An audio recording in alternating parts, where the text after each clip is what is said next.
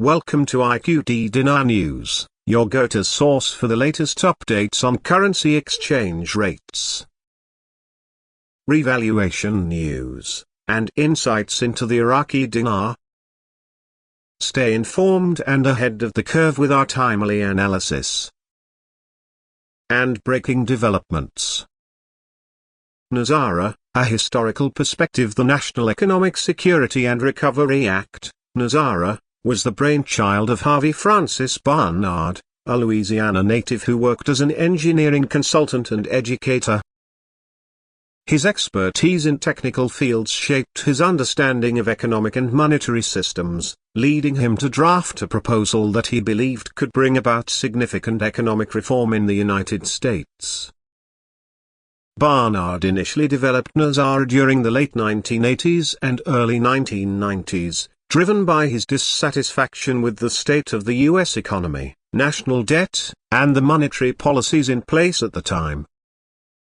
Barnard viewed NESARA as a radical solution to combat economic inequality, debt, and the unstable nature of the financial system.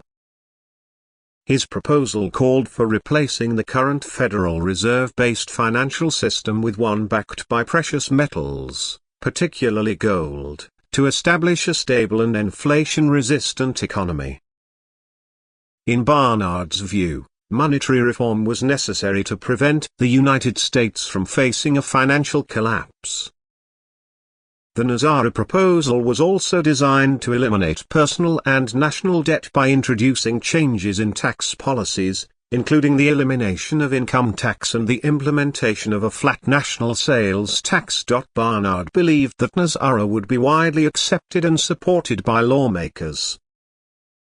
He printed 1,000 copies of his proposal, which he then sent to members of Congress, hoping they would champion the cause and bring it to legislative fruition. Barnard's optimism reflected his confidence in the perceived benefits of NESARA. In his view, the plan's potential to alleviate debt, stabilize the currency, and bring about widespread financial security should have made it a no-brainer for Congress to approve. However, despite Barnard's belief in the proposal's merits, NESARA did not receive the legislative backing he had anticipated. It failed to gain traction among members of Congress or the broader political establishment. Barnard found himself at an impasse, and his initial efforts to push the plan through traditional political channels ultimately fell short. The evolution of NESARA online.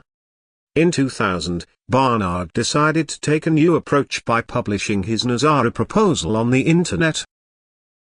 He hoped that by making the plan accessible to a wider audience, it would garner support from the public, who could then pressure Congress to act. This move was significant because it allowed NESARA to reach a global audience in a way that was not possible through Barnard's earlier, more localized efforts. With the rise of the Internet, information could spread far beyond the confines of Washington, D.C., and into the homes of people across the country and eventually, the world. Once NESARA was online, it began to gain attention, but not necessarily in the way that Barnard had intended. Rather than being seen as a serious economic reform proposal, NESARA began to take on a life of its own in various online forums and conspiracy theory websites. Over time, the original intent of the proposal became obscured, and new interpretations of NESARA emerged, often blending it with other, unrelated concepts. Among these new interpretations was the idea that NESARA was not merely a domestic economic reform plan, but part of a broader, global movement. This is where the concept of GSARA, Global Economic Security and Recovery Act or Global Economic Security and Reformation Act, comes into play. Adherents of these theories began to argue that NESARA was just the first step in a global financial reset that would eliminate debt, redistribute wealth, and usher in an era of prosperity for all people. The shift from NESARA to GSARA. As the NESARA proposal circulated online, it attracted the attention of various individuals and groups who believed in a wide range of alternative economic and political theories. For these individuals, Nazara was more than just a U.S.-centric economic reform plan. It became a symbol of hope for a new world order, free from the control of corrupt governments, financial institutions, and global elites. The term GESARA, Global Economic Security and Recovery Act, was coined to represent this global vision. In contrast to the more limited scope of Nazara, GESARA was seen as a comprehensive plan to reform the entire global financial system. Supporters of GESARA believed that a financial reset was imminent and that it would lead to the elimination of national debts, the collapse of central banking systems, and the redistribution of wealth on a massive scale.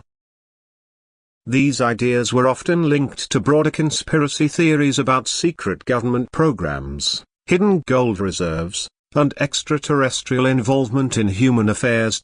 Despite the lack of evidence supporting the existence of GESARA or any imminent global financial reset, these ideas continued to gain traction online.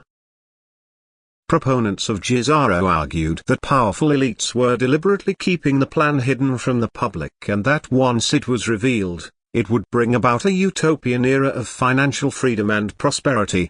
One of the reasons that GESARA gained such a following was the sense of disillusionment that many people felt with the existing financial and political systems. In the wake of the 2008 financial crisis and other economic upheavals, a growing number of people began to lose faith in traditional institutions. For some, GESARA represented a way out of this perceived economic injustice, a chance to wipe the slate clean and start anew. One of the most significant misconceptions that arose was the belief that Nazara had already been secretly passed into law but was being suppressed by powerful forces within the US government. According to this theory, a group of elites, including bankers, politicians, and military leaders, was working to prevent Nazara from being implemented because it would undermine their control over the global financial system. Proponents of this theory claimed that once these elites were removed from power, Nazara, and GESARA, would be revealed to the public and usher in a new era of prosperity. This narrative was further embellished with claims that Nazara had been signed into law by President Bill Clinton in the 1990s but was never officially enacted due to the intervention of shadowy forces. Some even went so far as to suggest that the events of September 11, 2001, were orchestrated to prevent the announcement of Nazara, which was supposedly scheduled to take place on that very day. These claims, however, have no basis in fact. There is no evidence to suggest that Nazara was ever passed into law, nor that it was suppressed by a conspiracy of elites. Harvey Francis Barnard himself was aware of the misinformation surrounding his proposal and actively sought to debunk these false claims. Before his death in 2005, Barnard stated that he was dismayed by how his proposal had been distorted and misused by conspiracy theorists. He emphasized that Nazara was never intended to be a secret or part of any hidden agenda. The Quantum Financial System, QFS, in addition to Nazara and GESARA, another concept that has gained traction in online communities is the Quantum Financial System, QFS. Like GESARA, QFS is often presented as part of a broader conspiracy theory about a coming global financial reset.